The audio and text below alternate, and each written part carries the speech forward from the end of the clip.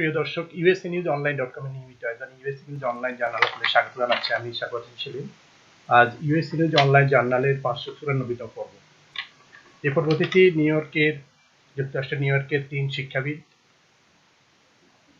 দীর্ঘদিন যারা শিক্ষার আলো বিলাচ্ছেন, বাংলাদেশি আমেরিকানদের মধ্যে অন্যতম 3জন শিক্ষক, দীর্ঘদিন বাংলাদেশি কমিউনিটিকে এবং বিভিন্ন কমিউনিটিকেই এই জ্ঞানের আলো বিলাচ্ছেন, শিক্ষকতা অনেক ভূমিকা রাখছেন মার্কিন যুক্তরাষ্ট্রে।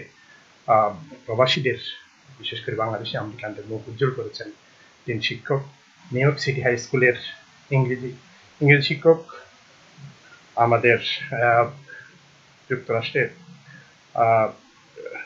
নিউ ইয়র্ক সিটি হাই স্কুলের ইংলিশ শিক্ষক নাজনীন শিমন এবং নিউ ইয়র্ক সিটি হাই স্কুলের গণিত শিক্ষক এবং শব্দ উচ্চ সম্পাদক হাসান আল আবদুল্লাহ এবং নিউ ইয়র্কের আরেকজন গণিত শিক্ষক, এখানকার স্বনামখ্যাত মামুন টিউটোরিয়ালের প্রিন্সিপাল শেখ আল মামুন। আপনাদের সবাইকে স্বাগত জানাচ্ছি। তো আমি প্রথমে মামুন ভাইকে দিয়ে শুরু করব। যে সর্বশেষ আমাদের শিক্ষা ব্যবস্থায়, এই করোনা কালে শিক্ষা ব্যবস্থা সর্বশেষ অবস্থা যদি বলেন, কারণ কিছুদিন হলো যে সম্ভবত গত সপ্তাহ থেকে দুটো রিমোট লার্নিং এবং ইন পার্সন শিক্ষা ব্যবস্থা দুটোই ছিল। এখন শুধুমাত্র রিমোট লার্নিংটা বা অনলাইন শিক্ষা ব্যবস্থাটা চলছে।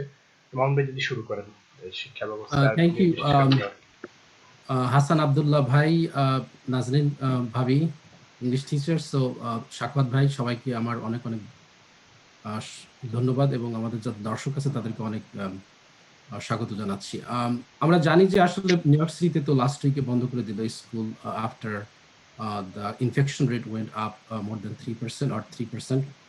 তো এখন সমস্ত ক্লাস রিমোটে চলতেছে এবং মেয়র অ্যাজ অফ টুডে আজকে সোমবারে বলছে যে hopefully sometimes in December after the Thanksgiving she gradually, especially District 75, তারপরে কিন্ডারগার্টেন, এগুলো গ্রাজুয়ালি সেগুলো ফেস টু ফেস ওপেন করে, যেটাই তাদের আগের প্ল্যান ছিল যে কিন্ডারগার্টেনকে কন্টিনিউয়াস করবে এবং ডিস্ট্রিক্ট 75 যারা আসলে ডিসেবল বিভিন্ন স্টেজ, এটা তাদের আসলে অনলাইনে ভেরি ভেরি ভেরি ডিফিকাল্ট। এবং হাই স্কুলের বাচ্চারা মোটামুটি they could handle it quite well. তারপরেও অনলাইনের এডুকেশন ইজ রিয়েলি টাফ। এটা আমাদের বাচ্চাদের উপর অনেকটা মেন্টালি অনেক প্রকারের স্ট্রেস যাচ্ছে এই মুহূর্তে।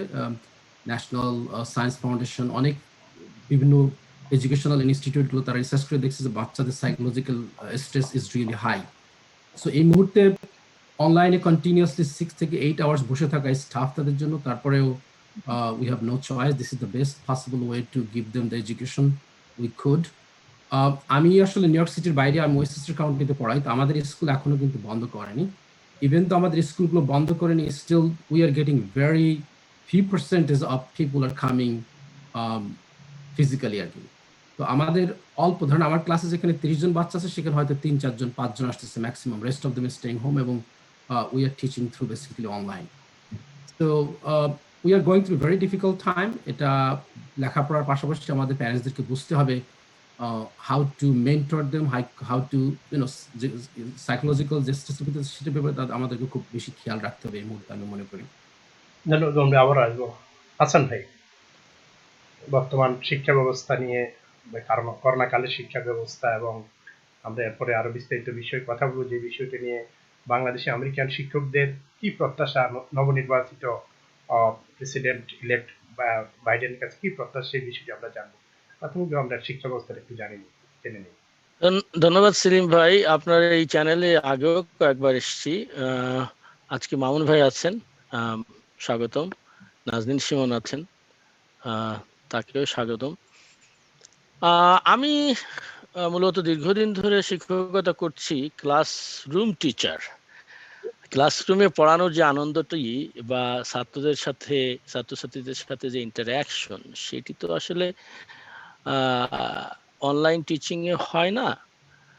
তারপরেও আমরা যতদূর সম্ভব এটাকে এমনভাবে করার চেষ্টা করছি যাতে ওই ক্লাসরুমের ফ্লেভারটা আসে। ধরুন গুগল ক্লাসরুমের মাধ্যমে, তারপরে সেখানে গুগল মিটস, যেটি এই যেমন কথা বলছি এখন এইভাবেই, এবং গুগল মিটসের জ্যাম বোর্ড নামে একটি আছে, ওখানে আমিও লিখতে পারি আবার তারাও লিখতে পারে। ওরা যখন লিখছে আমি দেখছি, আমি যখন লিখছি তারা দেখছে, এবং কে কে আছে সেটা আমি কিন্তু দেখতে পাচ্ছি। একটা ছেলে যদি 5 মিনিটের উপরে চুপচাপ করে বসে থাকে, আমি সেটা বুঝতে পারি যে হি অর শি ইজ আইডলিং। এই ব্যাপারগুলি দিয়ে যাতে এটাকে যতটা সম্ভব ক্লোজ ক্লোজ টু ক্লাসরুমে নিয়ে আসা যায়, তবে একটু ফ্লেক্সিবল তো থাকতেই হবে। তাছাড়া মামুন ভাই যেটা বললেন যে এটা তো যেমন আমাদের উপরে স্ট্রেস, ওদের উপর কিন্তু আরো বেশি স্ট্রেস। সারাদিন ঘরে বসে থেকে থেকে এতগুলি ক্লাস নেওয়া। আপনাকে একটা সত্য কথা বলি, আমি কিন্তু রিমোট নেইনি এবার।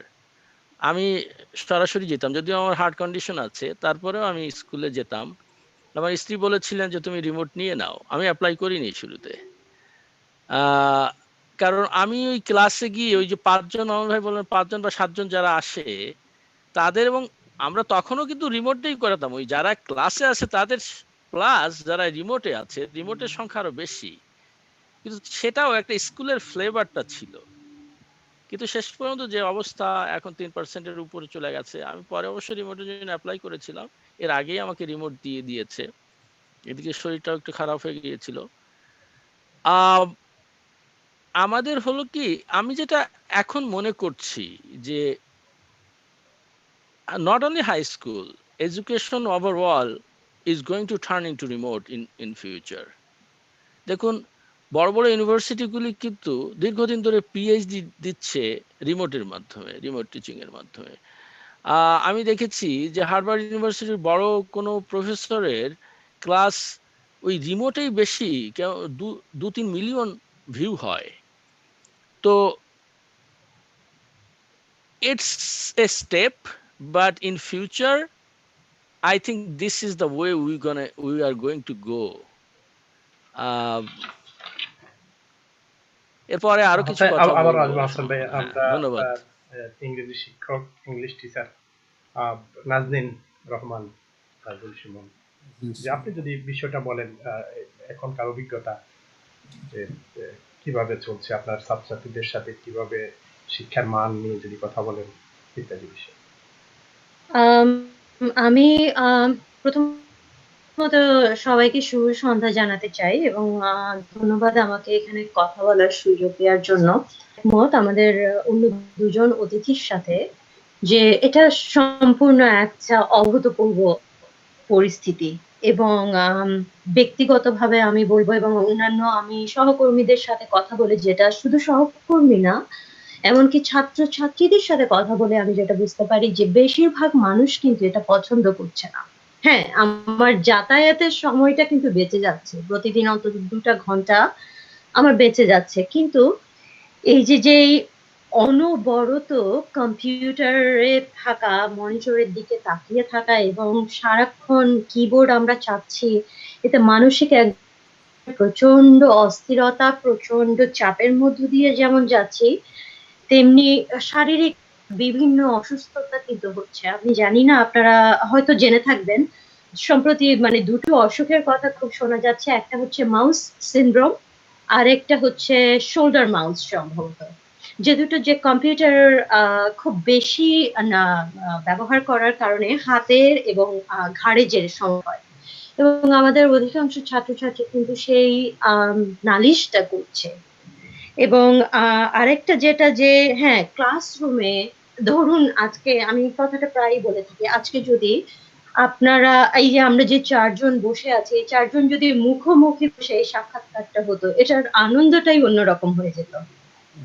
সেই জিনিসটা আমরা পাচ্ছি না, এবং অনলাইনে বসে আপনি পর্দার উপাসে, এবং আমাদের কিন্তু আরেকটা নিয়ম আছে, আমরা কোনো ছাত্রছাত্রীকে বাধ্য করতে পারি না যে তোমার ক্যামেরাটা অন করো, কেউ যদি অন না করে।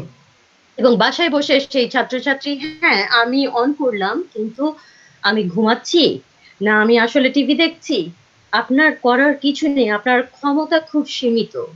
এবং চিন্তা করে দেখুন যে আমরা মানে এই বছরটা গত বছরের রিমোট থেকে এই বছরের রিমোট কিন্তু একটু আলাদা, কারণ এই বছর সম্পূর্ণ বছরের শুরুটাই আমাদের নতুন ছাত্রছাত্রী দিয়ে। এবং আমার একজন ছাত্রছাত্রীকেও আমি কিন্তু আগে চিনিনি। অতএব মানে পরিচিতির প্রথম যে পর্যায়টা একটা সম্পর্ক স্থাপন, সেটা কিন্তু ওইভাবে মানে সম্ভব হয়নি। তো নানা দিক দিয়ে নানা প্রতিবন্ধকতা আছে, কিন্তু তারপরেও যেটা বলে যে when they throw a lemon at you, you make lemonade out of it. আমরা আমাদের প্রতিকূল অবস্থার সবচেয়ে ভালো যেটা করা আমাদের পক্ষে সম্ভব, যার যার মতো করে আমার মনে হয় সেটা করছি আমরা। অনেক ধন্যবাদ আবার মামুন ভাই। যে শিক্ষা মানে গত শিক্ষা বর্ষের শেষের দিকে সম্ভব বা মাঝামাঝি শুরু হয়েছিল রিমোট লার্নিং, আবার এই বছরের নতুন শিক্ষাবর্ষের প্রথম দিকে শুরু। তো কি পার্থক্যটা দেখেন, মানে এই ক্ষেত্রে কি তাদের মনোযোগ অথবা লেখাপড়ার মান ইত্যাদি বিষয়ে যদি বলেন রিমোট Sure. লার্নিং এর ক্ষেত্রে। Thank you, Salim bhai. I'll add with the Nazrin Simon ভাবির সঙ্গে just add a few word. যে আমার যে স্টুডেন্ট এবছর পড়াচ্ছি, লাস্ট ইয়ার যাদেরকে অ্যালজেব্রা পড়াইছি, এবছর আমার ক্লাস জিওমেট্রি। সো জিওমেট্রি ক্লাসে কিন্তু আমার কিছু পরিচিত বাচ্চা আছে, কিছু পরিচিত নেই। So it's really difficult. যেসব বাচ্চাদেরকে আমি চিনি না বা তারা আমাকে চিনে না, এটা কিন্তু খুবই difficult to reach out to them. এবং আপনি যদি একটা বাচ্চার সঙ্গে কানেকশন বিল্ড না করতে পারেন, I'm asking question. I have 25, 28 students. আমি তিনজনকে চিনি। Gabriel, please read it, explain it. কিন্তু বাকিদেরকে বলি যদি they don't respond, my mic is not working, they give a lot of excuse. অনেক সময় কিন্তু very frustration. এটা আমরা অনেক negative, but this is reality কিন্তু। হ্যাঁ, সো যেসব বাচ্চাদেরকে আমি চিনি তাদেরকে বলি তুমি পড়ো, তুমি এক্সপ্লেন করো, বা আমি করার পর আবার বলি যে তুমি এক্সপ্লেন করো। সো আমাদের যেসব বাচ্চারা আছে তাদেরকে আমি বলবো, বা প্যারেন্টসরা দেখছেন তাদের বাচ্চাদেরকে বলবেন যে please if your teacher ask you question, respond to that. It's a respect and this is the teaching is not simply as a teacher. আমি ম্যাথ টিচার, আব্দুল্লাহ ভাই ম্যাথ টিচার, গড়গড় করে ম্যাথ বোর্ডে লিখে গেলাম, তো ইটস নট লাইক দ্যাট কিন্তু, বুঝছেন? একটা এডুকেশন পেতে হলে we need the interaction, we need the feedback, we need to make sure যে বাচ্চাটা বুঝছে কিনা। এটা কিন্তু তার কাছে প্রশ্ন করার পরে সে যেভাবে রেসপন্ড করবে, সেই রেসপন্ডের উপর বেস করে কিন্তু আমরা বুঝতে পারবো যে আসলে সে বুঝছে কি না বুঝছে, আমাকে অন্যভাবে বোঝাইতে হবে কিনা। সো আরেকটা কথা আপনি যেটা বলছেন যে লাস্ট ইয়ারে we are is middle of the year, not middle of the almost end of the year. আমরা মার্চে, তখন এপ্রিল মে জুন আর 3-4 মাস ছিল। তো হঠাৎ করে কিন্তু আমাদের উই হ্যাড টু অ্যাডজাস্ট। আমি জানি হয়তো যারা আমাদের কম্পিউটার সায়েন্স ব্যাকগ্রাউন্ড আছে, আমি বলবো সবাই we had to adapt very fast with the Microsoft team বা গুগল, আব্দুল্লাহ ভাই যেটা বললেন, গুগল মিটস বা গুগল গ্যাজেট। তারপর আমাদেরকে ওয়ান নোটে এগুলোকে লিখতে, বা আমাকে নতুন করে প্যাড কিনতে হয়েছে, ইনস্ট্যান্টলি প্যাড কিনে এটাকে প্র্যাকটিস করা, ট্রেন করা কিন্তু সময় লাগে। তো ওইগুলো কিন্তু খুব ইজিলি গত বছর হয়েছে, কিন্তু গত বছরের তুলনায় এবছর উই আর ওয়েল প্রিপেয়ার্ড। বিভিন্ন ট্রেনিং দিয়ে আমাদেরকে নেওয়ার পর অন্যান্য সফটওয়্যার, অন্যান্য ওয়েবসাইটের সঙ্গে আমরা ওয়েল ট্রেন ছিলাম। So it was easier. ইতিমধ্যে তো একটা মার্কিং পিরিয়ড শেষ হয়েছে, তো এই মূল্যায়নটা কেমন কি বলবো? ফ্র্যাঙ্কলি মূল্যায়ন যেটা আমাদের প্রিন্সিপালরা যেভাবে ইনস্ট্রাকশন দিচ্ছে, frankly you should not fail anybody. তার কারণ এটা হচ্ছে আমেরিকার একটা হিস্ট্রির মোস্ট ডিফিকাল্ট টাইমের ভিতর দিয়ে আমরা যাচ্ছি। আমরা হয়তো অনেক ফরচুনেট যে অনেকের বাসায় ইন্টারনেট আছে, কম্পিউটার আছে, কিন্তু চিন্তা করো অনেকের বাসায় কিন্তু কম্পিউটার নেই, ইন্টারনেট নেই। আমার ক্লাসে অনেক বাচ্চারা আছে, তার মা স্কুলে যায়, তার বোন স্কুলে যায়, ভাই স্কুলে যায়, একটা ল্যাপটপ আছে, তারা শেয়ার করতে হয়। স্কুল থেকে এখনো তাদেরকে আইপ্যাড বা ল্যাপটপ প্রোভাইড করেনি। সো তাদেরকে যখন আমি দেখতেছি সে কোনো রকম 50 পাচ্ছে, তারপরও তাকে আমি ইচ্ছা করে তাকে পাস করে দিতে হচ্ছে 65 দিয়ে। তো আমরা ম্যাথ টিচারের বিষয়ে আমি জানি না আব্দুল্লাহ ভাই ওটা ইউজ করতেছে কিনা। আমাদের একটা ডেল্টা ম্যাথ সফটওয়্যার আছে যেটা আমি ইউজ করি এবং আমাদের স্কুলে সবাই ইউজ করেন। সো ওইটার মাধ্যমে অনেক সময় যেসব অ্যাসাইনমেন্টগুলো আমরা দেই, ওখানে কিন্তু ইনস্ট্যান্টলি গ্রেডিং করে ফেলে যে বাচ্চারা কতগুলো রাইট করছে, কতগুলো রং করছে, কতটুকু কমপ্লিট করছে না করছে। বেসিক্যালি আমি ওইটার উপরে, সেখানে যদি আমি 4টা অ্যাসাইনমেন্ট দিই, 4টার 2টা থাকে ভিডিও দেখা, আর 2টা অ্যাসাইনমেন্ট তাকে বেসিক্যালি সলভ করে দেখাইতে হয়। So I don't know, math টিচারদের জন্য মেবি একটু ইজিয়ার হয়েছে, but I don't know about the English teacher, যাদেরকে রীতিমতো বাচ্চাদেরকে শর্ট প্যারাগ্রাফ লিখতে হয়, ডিবিকিউ কোয়েশ্চে লিখতে হয়, তখন এটার জন্য অনেক ডিফিকাল্ট। তবে math I think will be easier. Hopefully Abdullah ভাই কুড শেয়ার। ধন্যবাদ মামুন ভাই। হ্যাঁ, আসলে একই বিষয় যে আসলে এই যে মূল্যায়নটা এবং কিভাবে আপনারা মূল্যায়নটা করছেন। এই যে মামুন ভাই বললেন যে একটু খারাপ হলেও পরে পাস করে দিচ্ছেন। মামুন ভাইয়ের কথা ধরে বলি, গুগল ক্লাসরুমে কিন্তু গ্রেডিং সিস্টেমটা চালু করা যায়। এটা আমি নিজে করেছি এবং আমার স্কুলে আমি সব টিচারদের দেখিয়ে দিয়েছি কিভাবে গ্রেডিং সিস্টেমটা চালু করা যায়। আরেকটা আছে, এই গুগলে যে টেস্টগুলি তৈরি করা হয়, গুগল ফর্ম বলে, এই ফর্ম কিন্তু নিজে নিজেই গ্রেডটা দিতে পারে। Right. যদিও এটা মাল্টিপল চয়েস হয়। যদি মাল্টিপল চয়েসের সাথে আপনি একটা ধরুন অ্যান্সার করতে হবে, যেটা আমরা শর্ট রেসপন্স বলি, হ্যাঁ, ওই রেসপন্সটা করে, তখন ওই মাল্টিপল চয়েসটা ওরা গ্রেড করে দেয়, কিন্তু short response until you release it, আপনি না করা পর্যন্ত ওটা তারা পাচ্ছে না। ফলত একটা সুবিধা আছে এখানে। সুবিধাটা কি? ধরুন প্রতিদিন আমি যেটি ডু নাও হিসেবে দিতাম, আমাদের পড়ানোর সিস্টেমটা বোধহয় মামুন ভাইয়েরও একই রকম, যে ক্লাসে এসে একটা প্রশ্ন দিতে হয়, ওটাকে ডু নাও বলে। Right. ডু নাওটা আমি এখন অ্যাটেন্ডেন্স কোশ্চেন হিসেবে রাখি, কারণ ওই যে আমাদের উপর চাপ আছে যে সবাইকে পাশ করিয়ে দিতে হবে। তার মানে অ্যাটেন্ডেন্স কোশ্চেন ধরুন 10, আমি 10 পয়েন্টে রাখি, অ্যাটেন্ডেন্স কোশ্চেন একটা মাল্টিপল চয়েস কোশ্চেন। আমার কথা হলো যে যার ওটা শুদ্ধ হবে, মানে যে কারেক্ট অ্যান্সার দেবে সে 10 পাবে, যে ভুল অ্যান্সার দেবে সে 5 পাবে। অন্তত ও যে এসছে, ছাত্রটি যে এসছে, যে চেষ্টা করছে, ওই চেষ্টা করার জন্য, যার জন্য ধরুন আমি অ্যাসাইনমেন্ট দিলাম, অন্য কোনো অ্যাসাইনমেন্ট আমাকে ফেরত দেয়নি, I don't have anything to grade, what can I do now? So এইভাবে আসতে আমাদেরও কিছুটা কি বলবো, অনেকটা আমি কখনো মনে করি না যে আমি শিক্ষক হিসেবে ছাত্রদের শিখাতে যাচ্ছি, আমি সবসময় মনে করি ওদের কাছ থেকে আমি শিখছি, এই জিনিসগুলোও শিখছি যে কিভাবে একজন ছাত্রকে ওর কাছে আমি পৌঁছাতে পারবো, বা ও কিভাবে শিখছে, তাকে আমি কোন উপায়ে, এই যে মামুন ভাই একটু আগে বললেন যে শিক্ষকতা এমন না যে আমি এখানে পড়াচ্ছি আর ওরা নিয়ে নিচ্ছে, এটা আমি আজকেও বলছি, দেখো it's a two way street, you have to be willing. এবং আমি হাসতে হাসতে আজকে বললাম যে nobody can understand anything without studying except Trump, তো সবাই হাসছে। তো তো অনেক সময় হাস্যরসের মাধ্যমে আমাদের অনেক কিছু বোঝাতে হয়। Right. আর আমি নিজেও মনে করি, যেমন আপনার অফ দ্য রেকর্ড আপনার সাথে কথা হয়েছে, ম্যাথ আর কবিতার ভিতরে আমি কোনো পার্থক্য আমি আজও খুঁজে পাই না, আমার মনে হয় না, আমি পিএইচডি করতে পারিনি ওই জন্য। আমার প্রফেসর আমাকে দেয় নাই, বলছে যে কবিতা তোমার লেখা বাদ দিতে হয় 5 বছরের জন্য, আমি সেটা করিনি। কিন্তু শিক্ষকতার যে কোনো জায়গায় it's an art, you have to observe that art through the learner. ও কিভাবে শিখছে, প্রত্যেকটা ছাত্রের শেখার ধরন অন্যরকম, ভিন্ন রকম। ফলত সেই জায়গাটিতে সিমন বললেন যে আমরা অনেক ছাত্রদের চিনি না, এটা একটা প্রবলেম, কিন্তু Right. তারপরেও এটাকে আমাদের ওভারকাম করতে হচ্ছে। এবং দেখা যাচ্ছে কি আমার ক্লাসে অনেক, এটা ইটস মাই প্রাইড, আমার ক্লাসে অনেক বেশি ছাত্রছাত্রী আসে, কারণ এই যে কমিউনিকেশনস এর ব্যাপার, মামুন ভাই বললেন যে অনেক টুলস আমরা জেনে নিয়েছি, আমি এই টুলস গুলো আমাদের টিচারদের আমি শিখাই। এই যে আমি যে ইউটিউবে যে কাজগুলি করি, ওই কাজগুলো কিন্তু আমার যথেষ্ট কাজে লাগছে, কিভাবে ভিডিও করতে হয় আমি ওটা শিখাচ্ছি তাদের। তো এই জিনিসগুলি, এবং ভিডিওতে আমি লিখছি, ওরা মনে করছে যে ওরাও লিখছে, সেটাও আমি দেখছি, আমি লিখছি ওরাও দেখছে, মনে হচ্ছে যে ব্ল্যাকবোর্ডে লিখছি।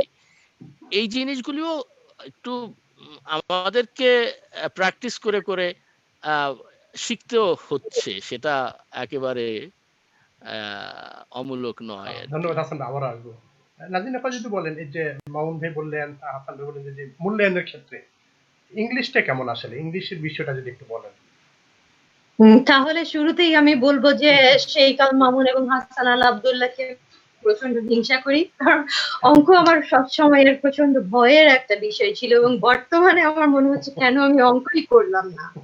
কারণ আমাদের যেটা একটা সাধারণ ব্যাপার যে আমার, এবং আমি একটা বাংলা ক্লাসও পড়াই, প্রতি বছর আমি একটা করে বাংলা ক্লাস পড়াই।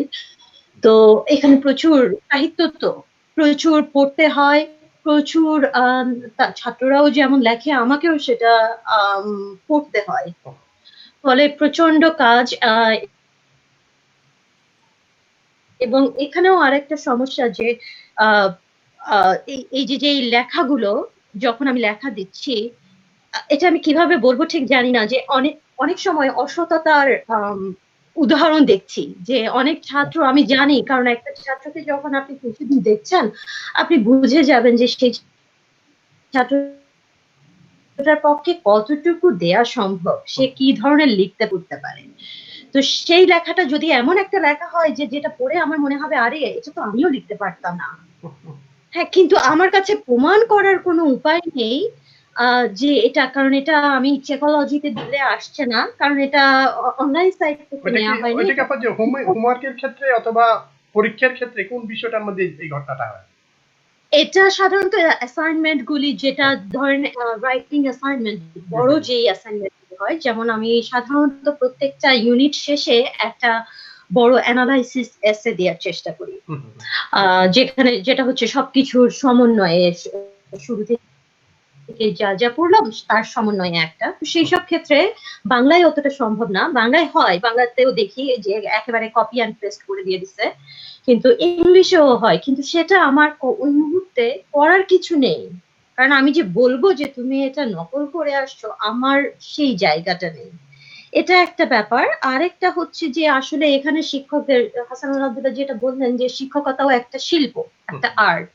এখানে আপনি ছাত্রীদের কাছ থেকে ততটুকু সাড়া পাবেন, সবসময় সম্ভব না, যতটা আপনি ওদেরকে নিয়ে, আপনি ওদের মনস্তত্ত্ব নিয়ে খেলাতে হবেন। কখনো আপনাকে তাদের বয়সের হতে হবে, কখনো তাদের চেয়ে বয়সে বড় হতে হবে।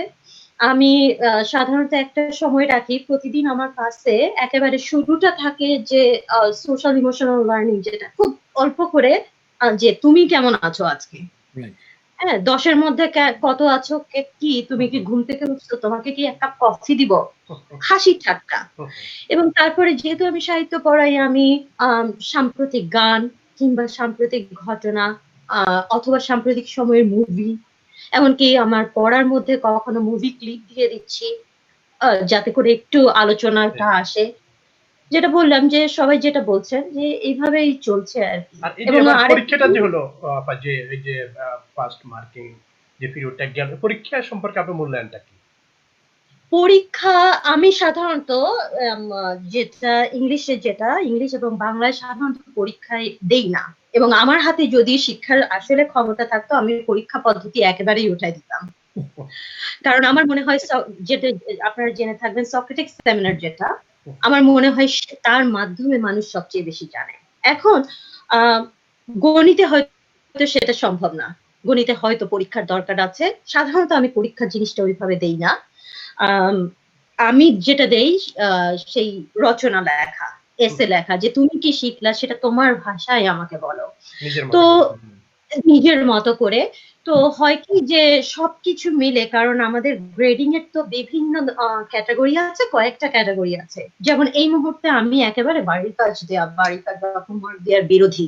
আমি এই পর্যন্ত সেপ্টেম্বর থেকে এখন পর্যন্ত একদিনের জন্য কোনো হোমওয়ার্ক অ্যাসাইন করিনি, কারণ আমি জানি না ওরা অনেকক্ষণ থাকছে, আমি ক্লাসেই কেন করে ফেলি না।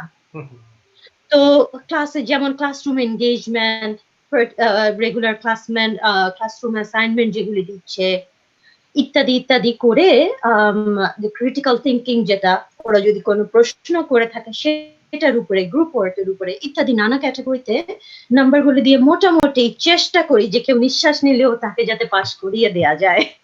অনেক কথাবার্তা পাবার আসবো।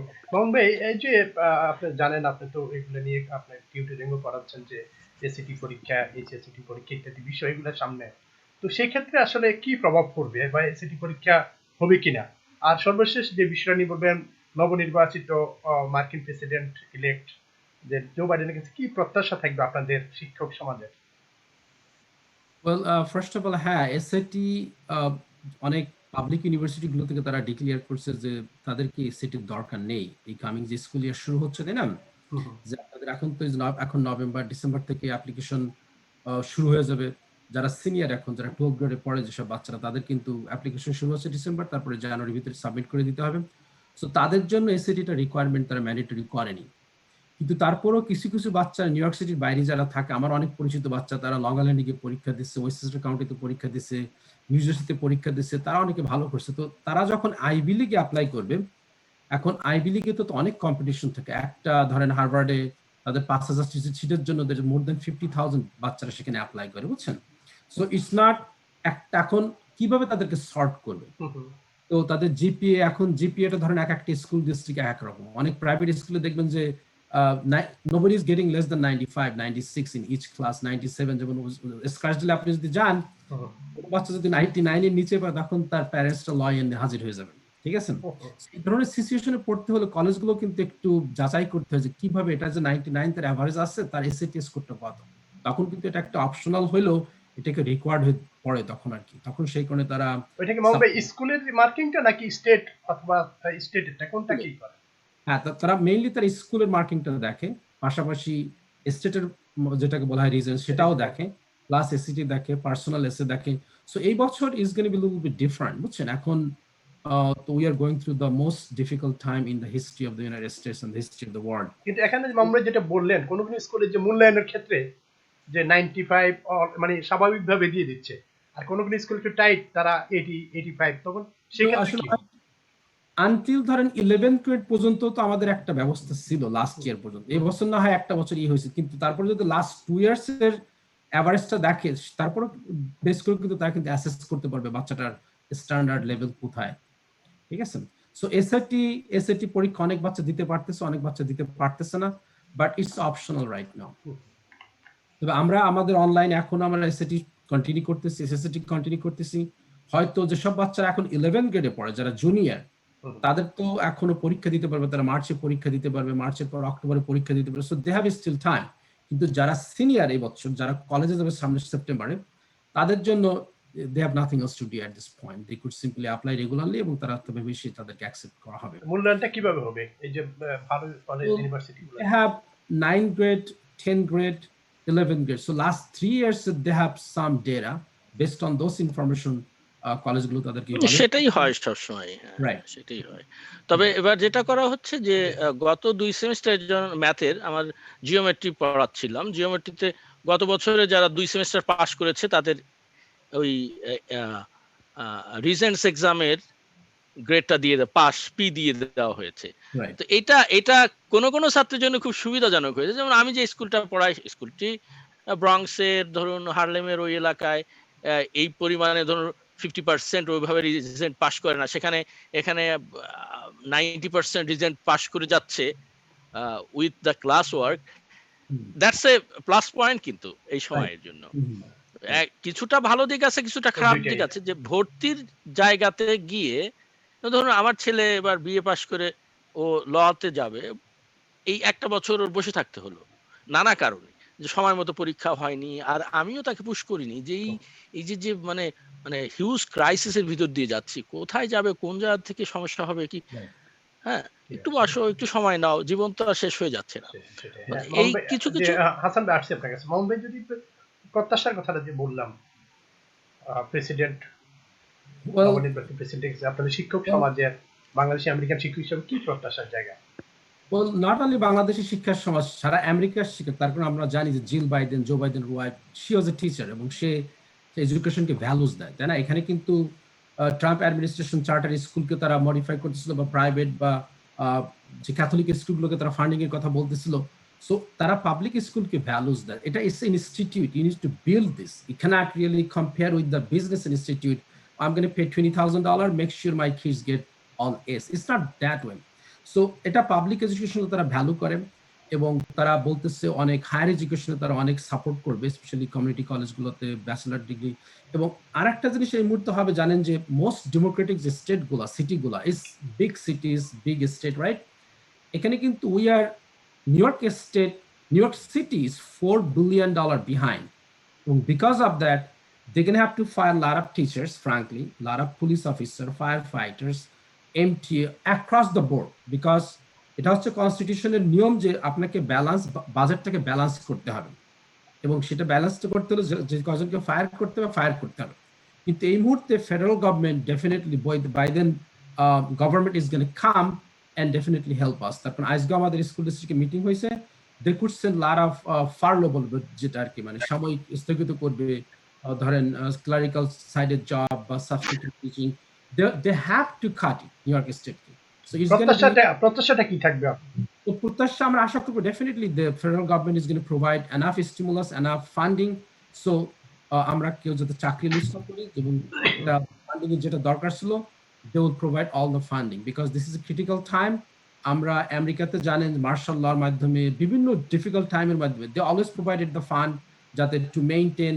আমি যদি চাকরি লুজ করি, it's not only I'm going to lose the job, a lot of other people relate to me, and my mortgage payment, my other expenses, everybody is going to affect with that. So তারা চায় না যে civil service, police officer, teachers, এগুলো যাতে, fire fighter, তারা যাতে লে of না হয়, সেটা ফেডারেল গভর্নমেন্টের একটা রেসপন্সিবিলিটি। ধন্যবাদ মামুন ভাই। হাসান ভাই, যে ওই যে মামুন ভাই যেমনটি বললেন যে পরীক্ষা যে মানে যারা কলেজে যাবে, যারা নতুন হাই স্কুলে যাবে, এই তাদের মূল্যায়নের জায়গাটা আসলে সেখানে কি বলবেন, কি অবস্থা হবে? শুনুন, আমরা যে অনলাইনে টিচিং করছি তার অর্থই নয় যে আমরা কম পড়াচ্ছি, বা আমরা সিলেবাসে যতটুকু আছে তাদের শিক্ষা যতটুকু দেয়া দরকার সেটা হচ্ছে না।